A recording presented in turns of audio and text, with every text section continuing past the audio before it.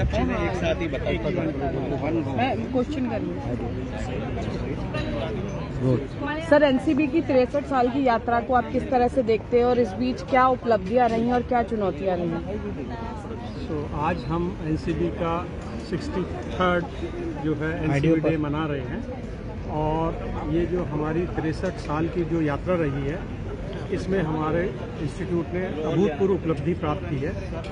सबसे पहले तो ये है कि हमारा जो मुख्य ध्येय है वो है हमारे देश की सीमेंट इंडस्ट्री को सपोर्ट करना। तो हम अपने देश की सीमेंट इंडस्ट्री को टेक्निकली रिसर्च के माध्यम से सपोर्ट करते हैं।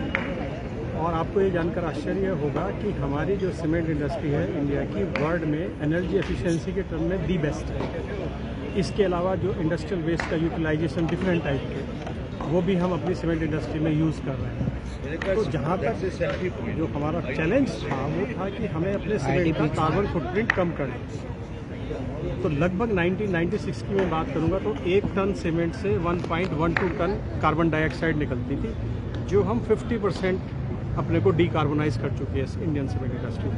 और ये सब हुआ है जो एनसीबी ने बहुत सारी रिसर्च की है, एनसीबी की बहुत सारी टेक्नोलॉजीज़ है जो हम अपने इंडस्ट्रीज पार्टनर के साथ मिलकर करते हैं और अल्टीमेटली अपनी जो भी की गई रिसर्च है उसको इंडस्ट्री में, जिसको हमें कहना चाहिए लैब टू लैंड ट्रांसफ़र वाली पॉलिसी पे हम लोग कार्य करते हैं। सर, ग्रीन सीमेंट और सस्टेनेबल कंस्ट्रक्शन की अगर बात करें तो इस दिशा में किस तरह से काम किया जा रहा है?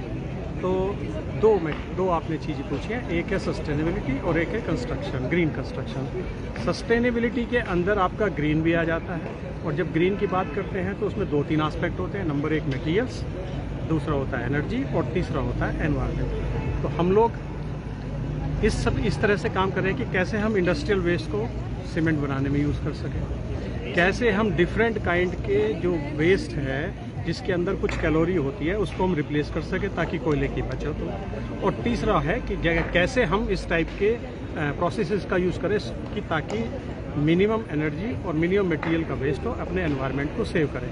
तो हम तीनों एस्पेक्ट के ऊपर काम कर रहे हैं ताकि सस्टेनेबिलिटी जो है, जो कि कोर इशू है, प्रधानमंत्री जी ने कहा है 2070 तक हमारे कंट्री को नेट जीरो होना है और यही हमारे टारगेट और चैलेंजेस हैं कि हम अपनी सीमेंट इंडस्ट्री के साथ मिलकर इस ढंग से कार्य करें, मटेरियल्स, एनर्जी, एनवायरनमेंट, या जिसको मैं एक वर्ड में कहूँ सस्टेनेबिलिटी, कि ताकि 2070 तक हमारी सीमेंट इंडस्ट्री भी नेट जीरो हो जाए। सर, आपने विकसित भारत की बात कही, तो जिस तरह से लगातार मोदी जी कह रहे हैं विकसित भारत का सपना संजोए हुए पूरा देश, तो $5 ट्रिलियन इकोनॉमी को लेकर आपको क्या लगता है निर्माण उद्योग एक रीढ़ साबित होगा अर्थव्यवस्था को मजबूत करने में? देश को अगर विकसित होना है तो सबसे पहली चीज़ है इंफ्रास्ट्रक्चर का डेवलपमेंट। इंफ्रास्ट्रक्चर के लिए बैकबोन मटेरियल है सीमेंट। देश में इस समय लगभग हम 453 मिलियन टन सीमेंट का प्रोडक्शन करते हैं और जो हमारे देश की रिक्वायरमेंट्स है उसको देखते हुए 2050 तक लगभग हम 1400 मिलियन टन, क्योंकि 2047 में हम उम्मीद कर रहे हैं देश विकसित हो जाएगा